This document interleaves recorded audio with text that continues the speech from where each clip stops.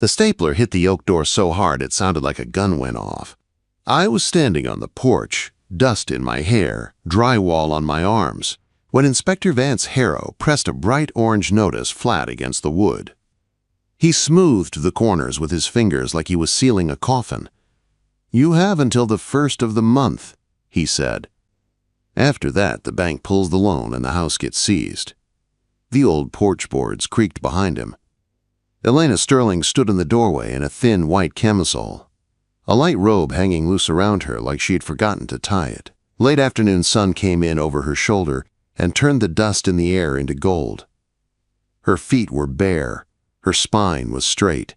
She looked calm. I could feel the fear anyway.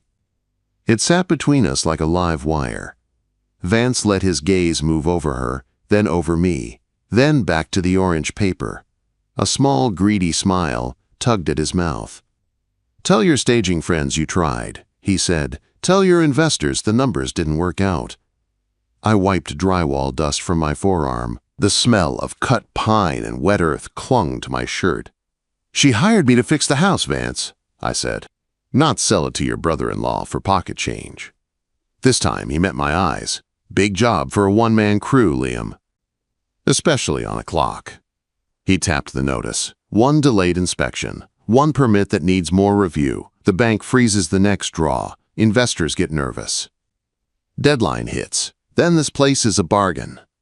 He stepped off the porch, his boots heavy on the stairs. "Try not to get sentimental. People do. They make stupid choices." Elena's hand lifted to the doorframe. Her knuckles went white. I could see the tiny tremor in her fingers. I shifted closer, not touching her, just close enough that she could feel I was there. "You're not alone," I said, low. Her hazel eyes met mine for half a second. Under the fear there was steel. Then she looked back at the orange notice like it was on fire. I had not planned to come back to Briar Glen.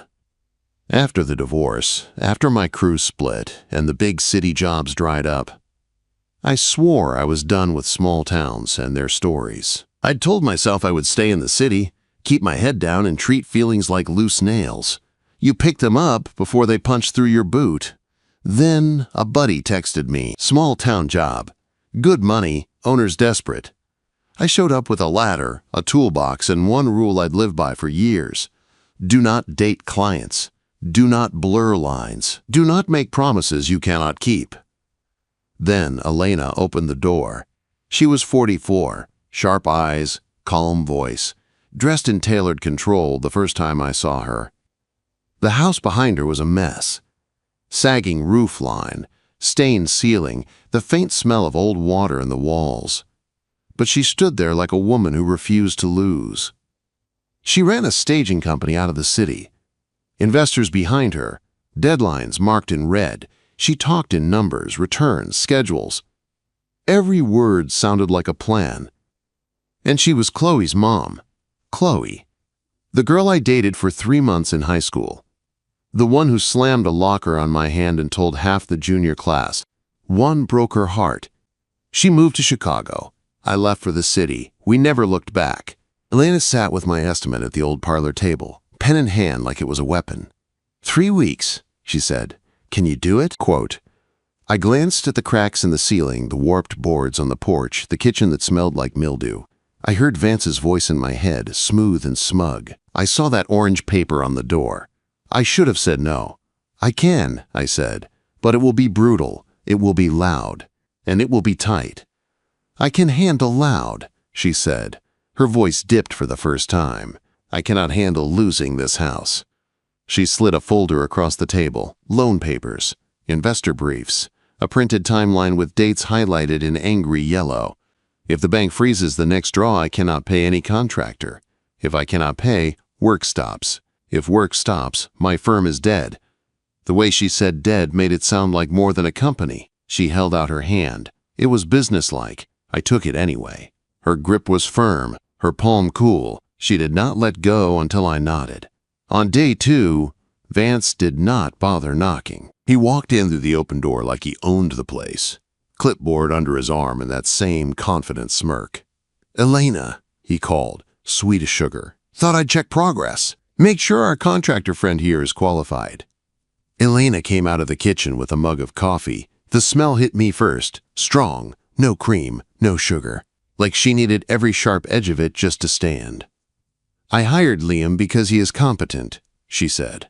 Vance's eyes moved over the drop cloths I had laid down to protect the floor, the neatly stacked tools, the labeled lumber. He made a show of studying it, soaking it in. Competent, he repeated. Investors love that word. He leaned in just a little. The bank does too.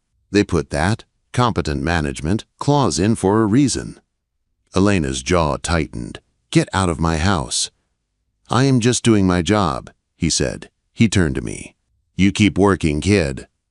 But remember, this is not a romance novel. This town eats stories, especially the ones with a younger man and an older woman and money on the line. Elena did not flinch. Door, she said. He left, boots loud all the way down the porch.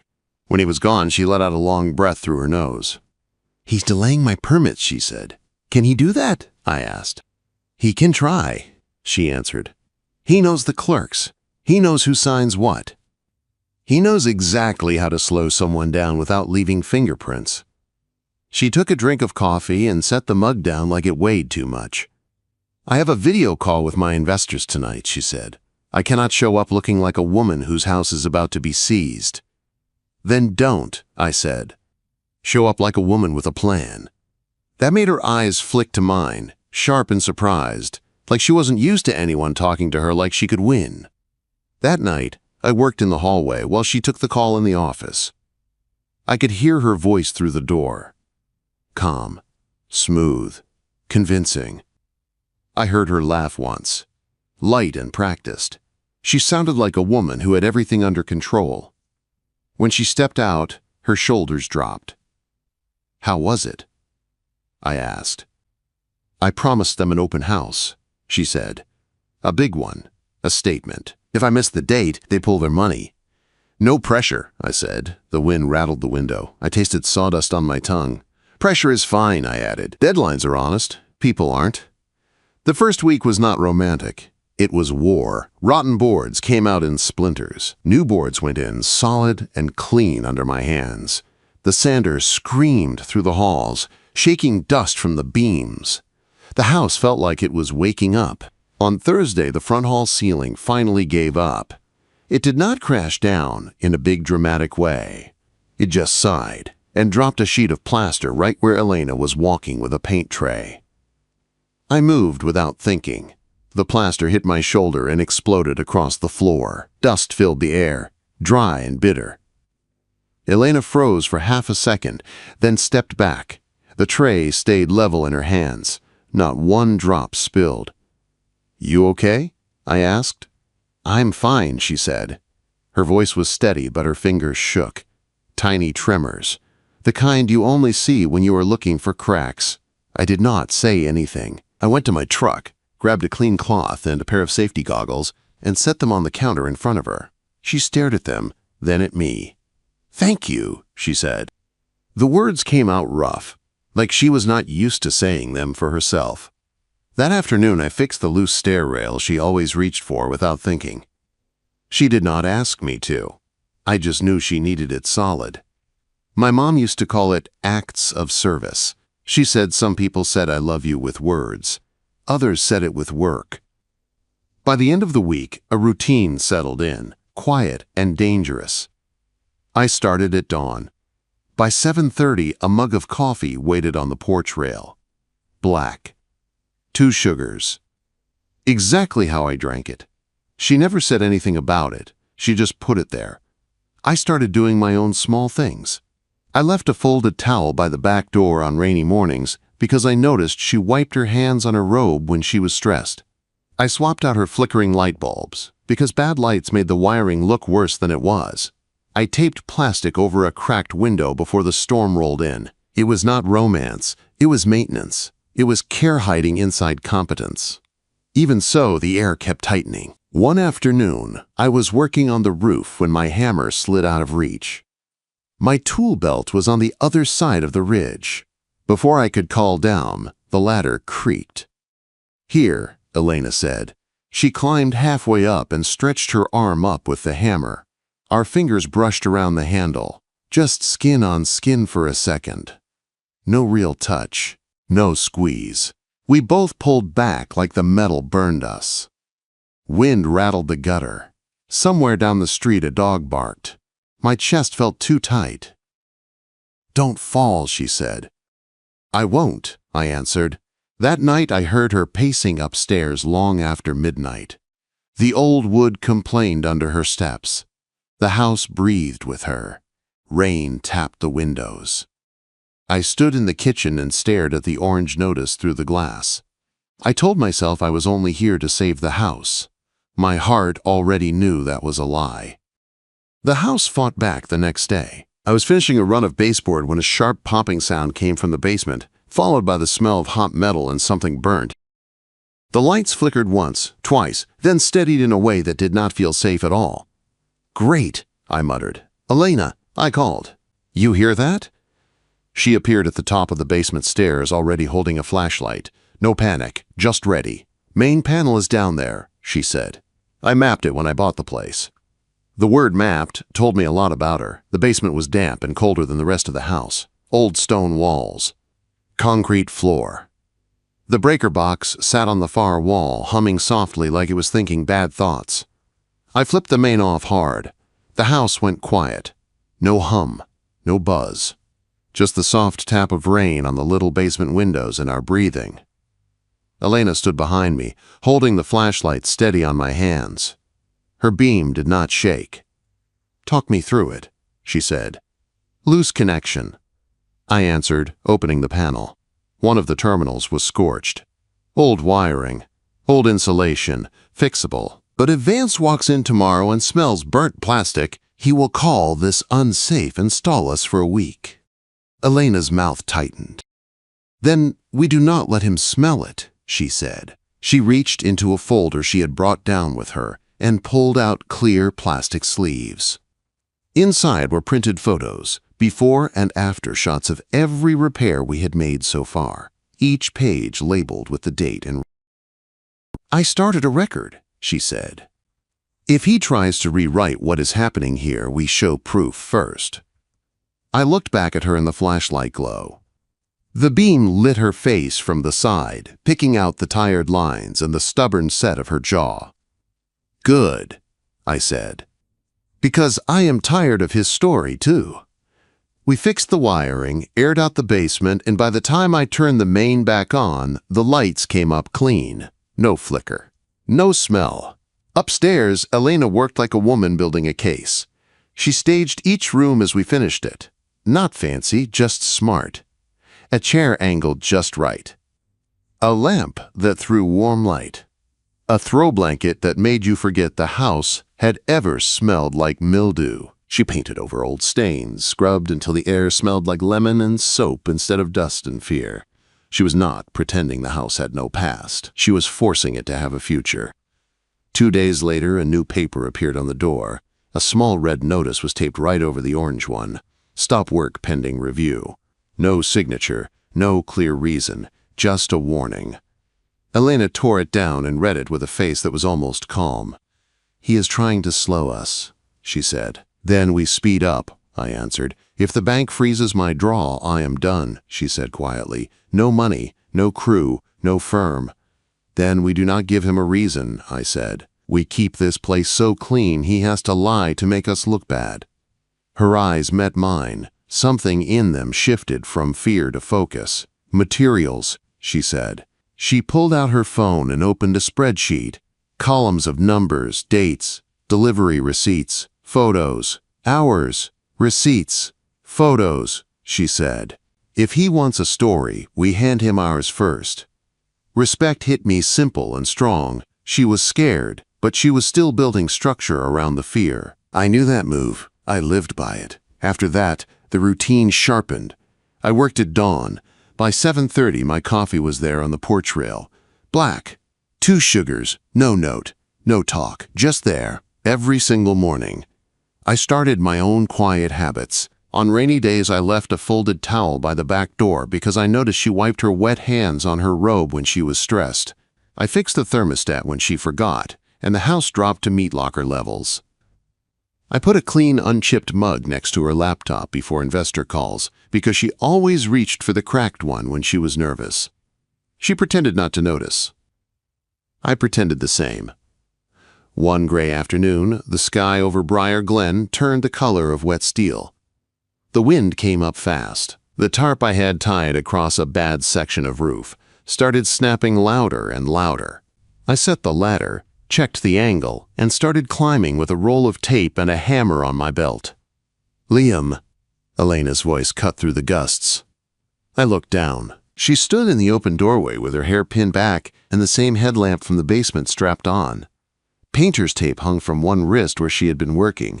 Rain hit her robe and soaked it in dark streaks. "Go inside," I yelled. "I have it."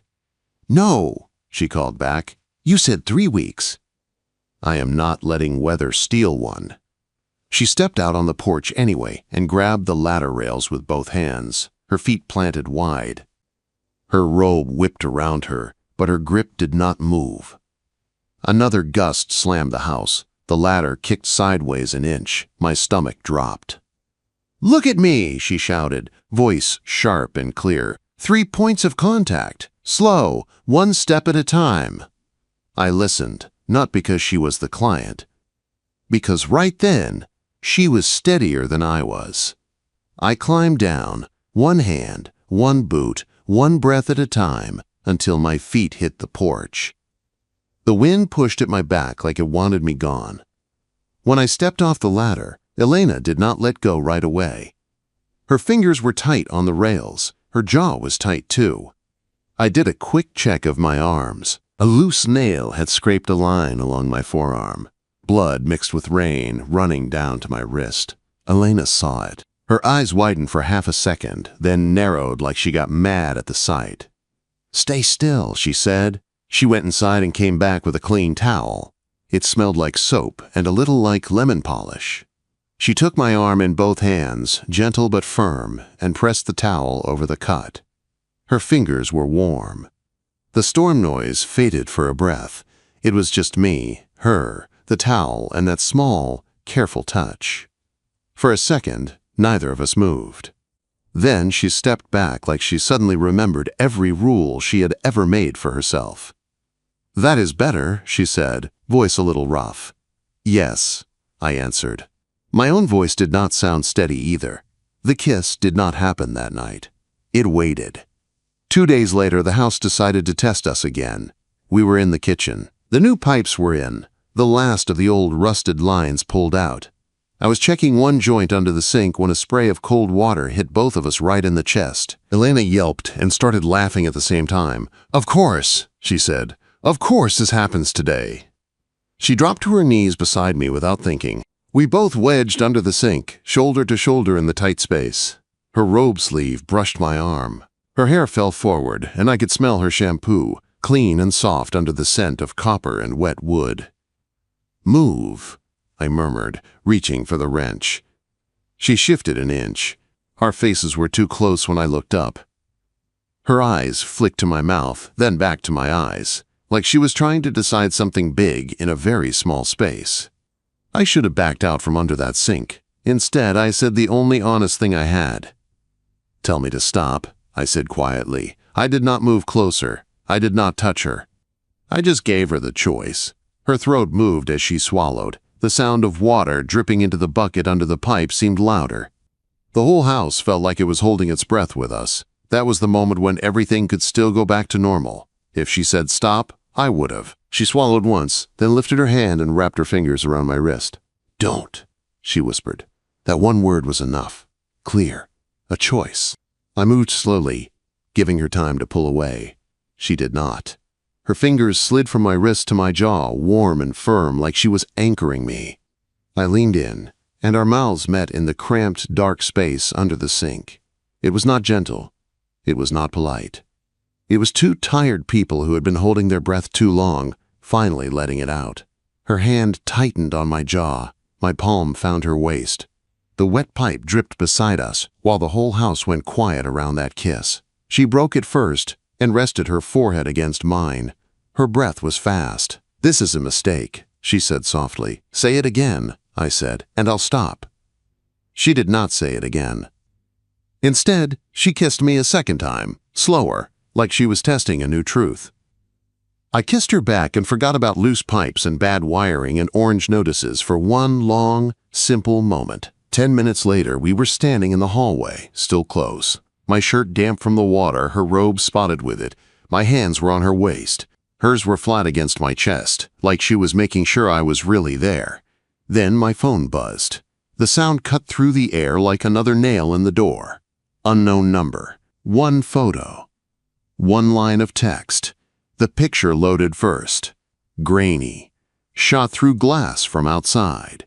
It showed me and Elena in the kitchen, close enough that anyone could twist it into their favorite story. Then the text appeared under it. Conflict of interest.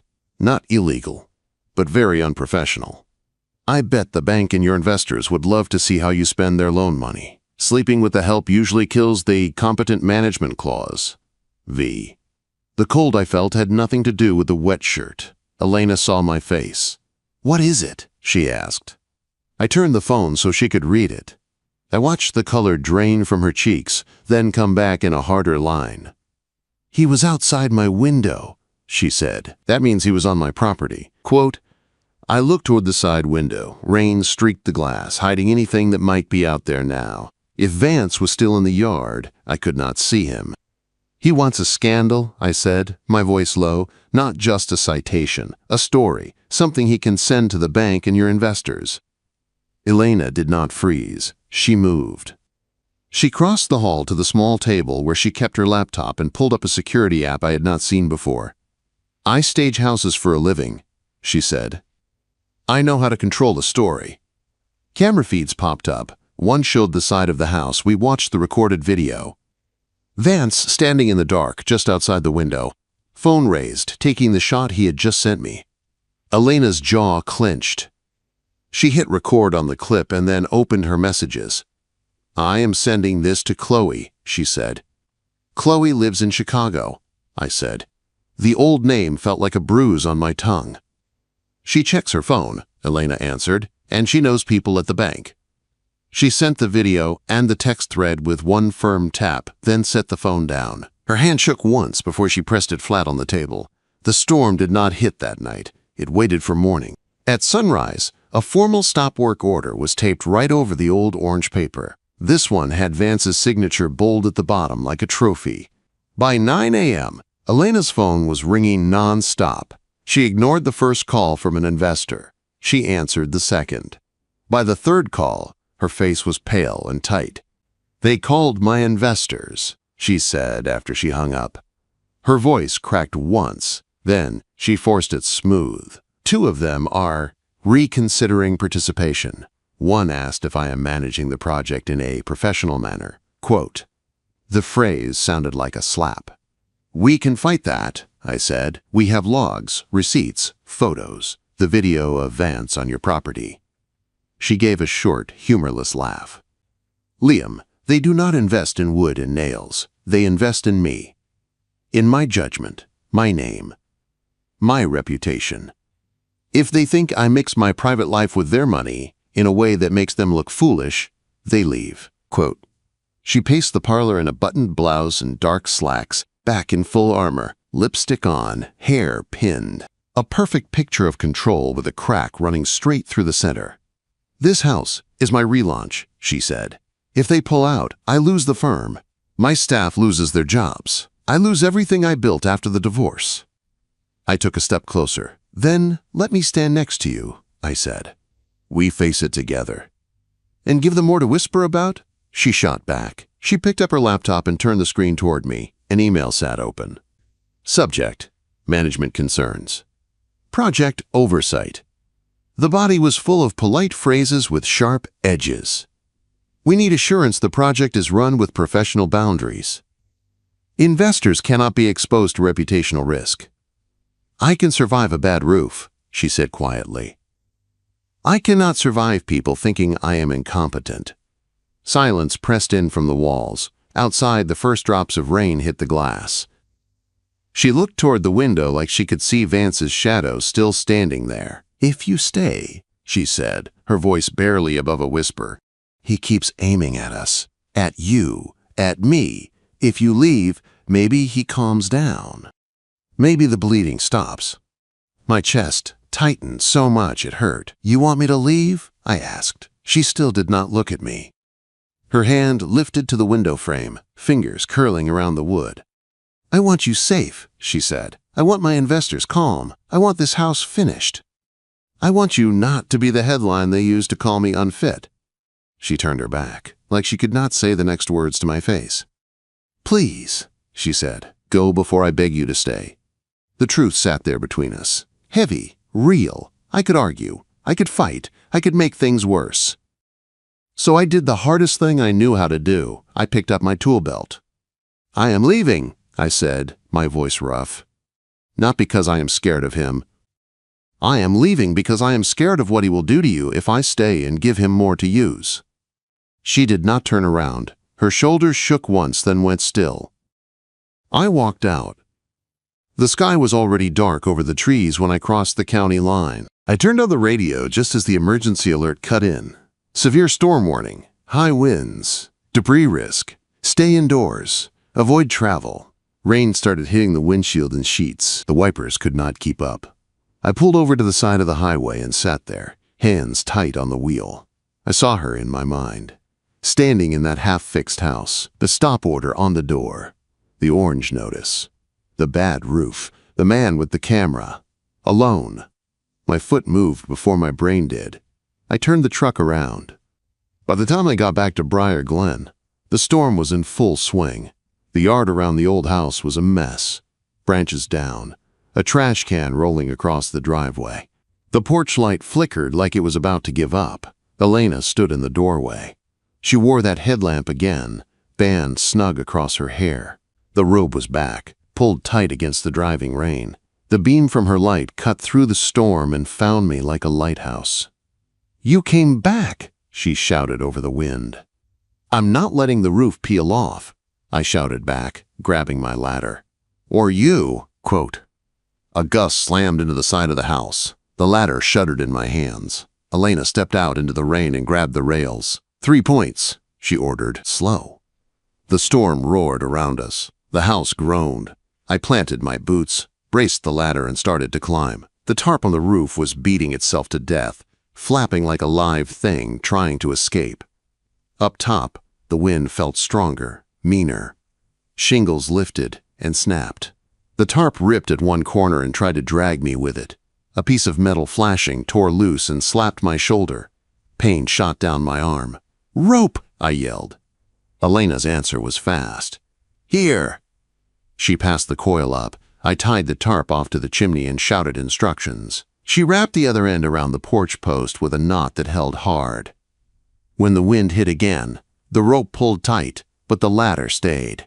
I crawled on my stomach, hammer in one hand, nails in my teeth, fingers so cold I could barely feel them. Each slam of the hammer sounded like its own small prayer. 1 nail. 2. 5. 10. The tarp stopped fighting. The flashing sat flat. The roof held. "Elena!" I yelled. "It's holding!" She looked up into the rain, light cutting across my face, and nodded. Her hair was soaked. Her robe was plastered to her frame. She had never looked stronger to me. When I climbed down, my legs shook from more than the cold. Elena let go of the ladder and grabbed the front of my wet shirt with both hands. She yanked me closer. "You idiot!" she breathed. Her voice trembled. Her fingers did not. I did not try to smile. I just told her the truth. "I can take a storm," I said. "I cannot take you thinking I am the kind of man who leaves."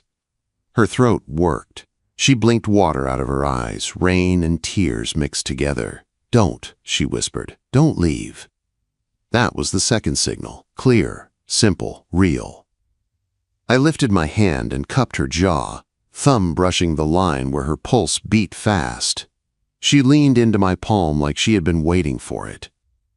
We kissed on the porch in the middle of the storm.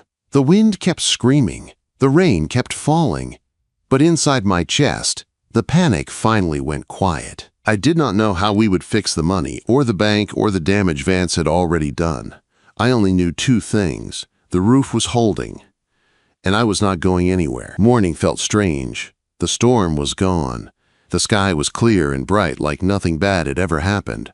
The yard looked like a battlefield. Branches everywhere. A big limb across the fence.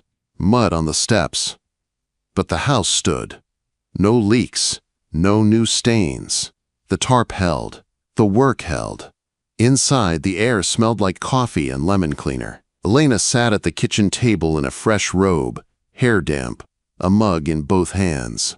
I stood at the counter in dry clothes from my truck, bandage on my arm, feeling the kind of tired that lives in your bones. "You should sleep," she said. "You should fire me if I suggest that," I said. "We have a stop work order on the door in a half-wrecked yard. The new inspector will be here soon, one way or another." Her mouth tipped up at one corner. "You came back," she said quietly. "I told you," I answered. "I am not the kind of man who leaves." Quote. Before she could answer, a heavy knock shook the front door. Her whole body went still. I moved first. Vance stood on the porch with his clipboard. Two police officers stood behind him, uniforms neat, expressions blank. "Mr. Callahan," Vance said, voice smooth and bright.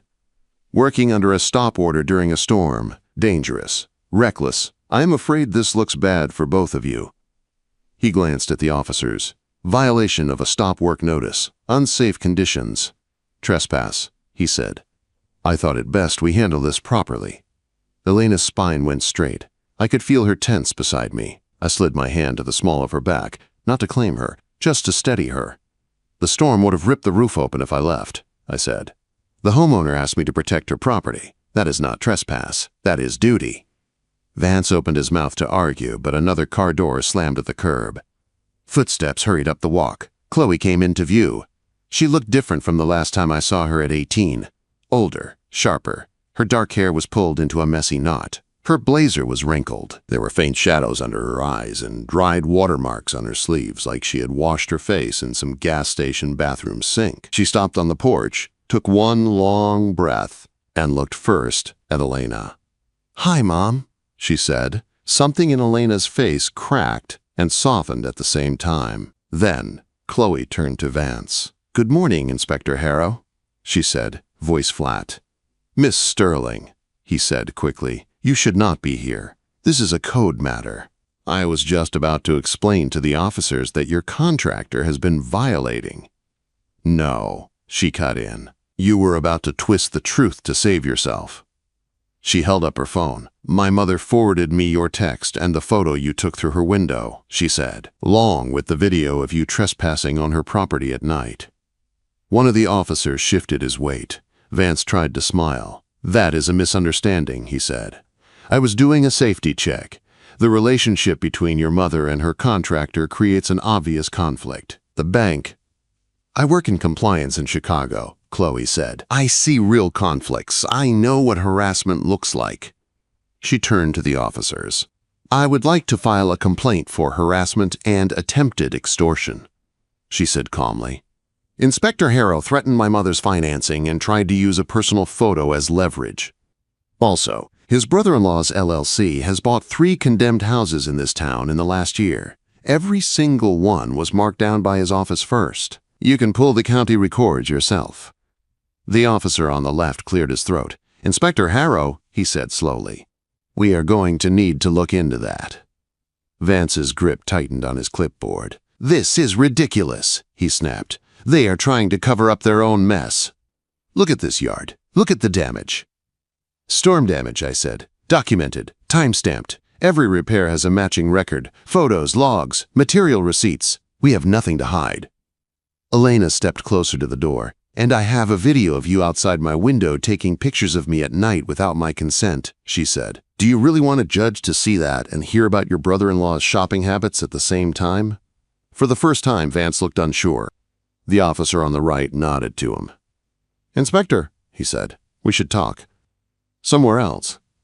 They took him down off the porch, not in cuffs, but not as his backup either. His clipboard looked small now. hanging at his side as he walked to his truck with both officers next to him. When they drove away, the yard went quiet except for the drip of water and the soft whir of the porch light. Chloe let out a slow breath. Then she leaned her forehead against the doorframe for a second, like she needed it to hold her up. "You really drove all night?" Elena asked. "Yes," Chloe said. "Left Chicago after my last client call. I did not want to risk missing the morning if the bank made a move. I stopped twice for gas and once to change my shirt in a bathroom." She looked down at her wrinkled blazer and gave a small, tired laugh. "I look like a wreck," she said. "You look like my daughter," Elena answered. That simple line seemed to fix something old and sharp between them. Chloe's eyes went bright. Elena reached out and took her hand. They stood there for a second, fingers linked, old hurt and new worry sharing the same space. Then Chloe looked at me. "Hi, Liam," she said. "Hey, Chloe," I said. We both let the past sit where it was. High school felt very far away. "I already sent the video and the messages to a friend in lending," she said. "If he called the bank about you, Mom, this is going to look very bad for him, not for you." Some of the tension in Elena's shoulders eased. "Thank you," she said. "Next time you have an emergency, call me before the storm," Chloe answered. "I did not want you to worry," Elena said. "You always worry," Chloe said gently. "You just do it alone." Elena's eyes dropped to their joined hands. Her voice went softer. "I have everything," she said. "The company, the house, the investors, the plan. That is what I told myself after the divorce. I have everything except someone to hold my hand when I am scared." Her fingers tightened on Chloe's. Chloe glanced at me, then back at her mother. "Maybe stop trying to do the scared parts by yourself," she said. 2 weeks later, a new inspector from the next county came out. He walked the house with a flashlight and a notebook, quiet and thorough. He checked the beams in the attic, the wiring in the walls, the roof line I had fought for in the storm. He opened cabinets, flipped switches, tested outlets. I walked behind him, tools in hand, heart in my throat. Finally, he closed his notebook. "Work is solid," he said. "Roof is secure, electrical is up to code, site is clean, the stop work order is lifted, you pass." He handed Elena the signed form. She did not cheer. She just closed her eyes for a full second as if she was letting the good news sink all the way in. Then she looked at me. We both breathed out at the same time. The open house was not just about selling the project, it was proof. Investors filled the entry hall with their coats and quiet judgment. Neighbors came too, some curious, some supportive, some just wanting to see if the Sterling place had finally fallen down. The old chandelier in the foyer was on for the first time since I had started. Clean glass, strong bulbs, the light spilled over the polished floor and fresh paint, making the whole place look like it had fought its way back to life. I stayed at the edge of the room, near the front door, watching people move through the space. It felt like the first night I walked in, and like a completely different house at the same time. Elena stood halfway up the stairs in a deep green dress that made her look like all the strength inside her had finally been turned into something visible. Her hair was up. Her shoulders were bare. Her eyes were clear. "Thank you all for coming," she said. Her voice carried easily. "A lot of people told me this house could not be saved." There was a low murmur. A few investors looked around as if they were remembering their own doubts. "A lot of people told me I was taking on too much," she continued. "A failing property, a tight deadline, a storm, a fight with the bank, a fight with the past." Her gaze found mine at the edge of the crowd. "But one person kept climbing onto the roof when everyone else said it was safer to stay on the ground," she said. "He kept this house standing when it wanted to fall. He kept me standing when I wanted to fall." She walked down the stairs. She did not stop by the biggest investor or the mayor. She walked straight to me. The room went quieter with every step. She reached out and took my hand, not hiding, not careful. Her fingers slid between mine and squeezed. "I would like you to meet my partner," she said, "in this project and in everything after." Liam Callahan. The word partner settled in my chest like it had been waiting for a place to land. For a moment, nobody moved. Then someone clapped, then another. The sound spread through the foyer, filling the high ceiling with noise. "You good?" she murmured. Only for me. I did not give a speech. I just squeezed her hand back. "Yeah," I said, "I am good." We made it through the open house. People asked questions. Investors nodded. Neighbors whispered. But nobody could deny what they were standing in. Solid walls. Dry ceilings. Clean lines. A house that should have died and did not. Hours later, when the last car pulled away and the lights turned low, the house was quiet again. Lena and I stood in the foyer under the chandelier. Her heels were off now. Her hair was loose. She looked more like the woman who had opened the door in a robe that first day than the one who had just commanded a room. She laced our fingers together again and lifted our joined hands. "Looks like I do not have to hold my own hand when I am scared anymore," she said. "You never did," I answered. "You just thought you had to." She smiled, soft and real. Outside, the night settled over Briar Glen. The town would keep telling stories. It always had. It always would. They could say whatever they wanted. I knew the truth. I had walked into this house thinking I was here to save a building. I had tried to keep my rule. No clients. No lines crossed. No promises. Instead, I found a woman who could build a record, face down a bully, fight for her company, and still admit when she was scared. I found out that sometimes the strongest thing you can do is reach your hand out and let someone hold it. She was my ex's mom, my client, my problem. She became my partner, and I became the one who stood on the porch beside her, ready to knock down every notice that tried to tell her she would lose.